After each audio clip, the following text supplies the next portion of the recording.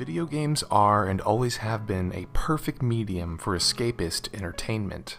Games allow us to live lives we could only imagine and go places we could only dream of. They let us feel like a hero, or sometimes the villain. But nowadays, the most popular games are social or competitive experiences, and this trend has reduced the number of large-scale single-player games released each year. However, one game has leveraged the popularity of its social features to continue to deliver a AAA single-player option, and that game is Call of Duty. Despite an overwhelming interest in the multiplayer portion of the game, Activision has continued to put out a single-player campaign year after year, and regardless of quality, their consistency is nothing but impressive. I'm not going to lie to you and tell you that Call of Duty campaigns are works of fine art, or that they tell a complex tale of the human condition.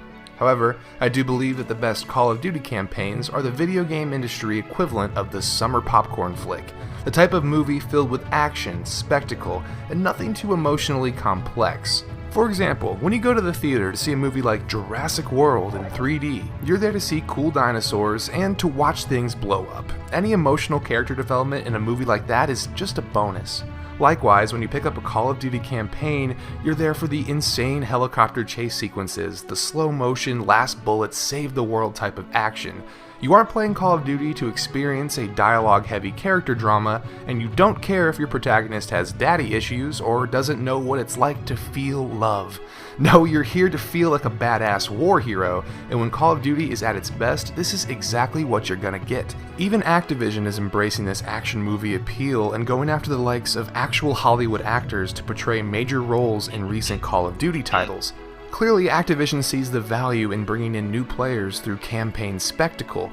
If they didn't, they could have cut the campaign years ago and focused on Call of Duty's bread and butter, the online multiplayer. What if Activision took it a step further? What if Activision focused even more on the single-player campaign? What if Activision spun off Call of Duty with a single-player only version of the game? Would their fans turn on them? Well, I'm glad you asked. I'm Nick Moe, and this is Change the Game, a series where we experiment with our favorite games and imagine how we could change them. And today we are exploring the possibilities of a single-player only Call of Duty. To properly judge the feasibility of such a concept, I played through the campaign of Call of Duty Infinite Warfare and touched absolutely none of the multiplayer. That's right, I played the latest Call of Duty with no intention of ever going online. When I was done, I reflected on the game and tried to imagine how I'd feel if I had just spent $60 on a game that could be completed in just 6 hours.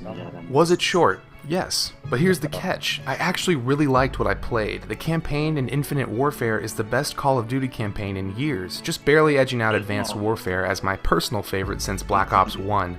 With Infinite Warfare, Call of Duty stopped teasing near-future concepts and went full-on sci-fi, and it works far better than it should. The game opens on Europa, the ice moon of Jupiter, and proceeds to take you on a tour of our solar system in a series of increasingly intense firefights and vehicle sequences. And it plays just as good as it looks. But my favorite part is that the game rarely cuts to a loading screen. In between battles, you'll be walking through your giant spaceship, stopping by the bridge to set coordinates, then to the armory to gear up for your mission, and finally to your personal spacecraft to land on a planet or a moon. It seems simple, but showing all these small moments before and after the missions make you feel much more connected to the story and its characters, much more so than your average Call of Duty campaign. The narrative is easy to follow, the action is top-notch, and the game is filled with cool set pieces and moments that you can't help but smile at. It succeeds in being that playable summer blockbuster I described to you earlier. But would the Call of Duty Infinite Warfare campaign be worth $60 on its own? Probably not, but it's closer than you might think, and I believe it can be used as a blueprint to create a fully featured single-player Call of Duty title in the future. Call of Duty campaigns are usually a linear set of missions with very little freedom to deviate from the set path. They've experimented with this in the past, but in Infinite Warfare we can finally see potential for a future Call of Duty game with more to do and more choice. In Infinite Warfare, you're the captain of a large spaceship, and as captain, you're free to choose what missions to accept and where to send your spaceship and crew.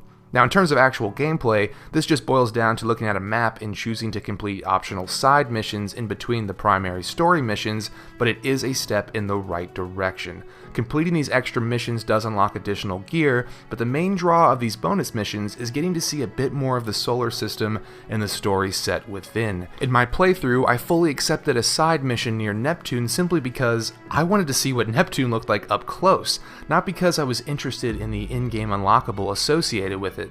For a single-player only Call of Duty to work, Activision needs to double down on this concept. Add more side quests and give the players extra bits of story for completing these side quests. That way those who just want to plow through the main game can, while those who enjoy the atmosphere and the setting will have more to experience. If you complete all the side quests within Infinite Warfare, you'll receive a few in-game unlockables and maybe an achievement, but what I really wanted was an epilogue. Imagine if doing everything in this game gave you an alternate ending. The number of players going for 100% completion would increase, setting a standard for even more single-player content in future Call of Duty titles.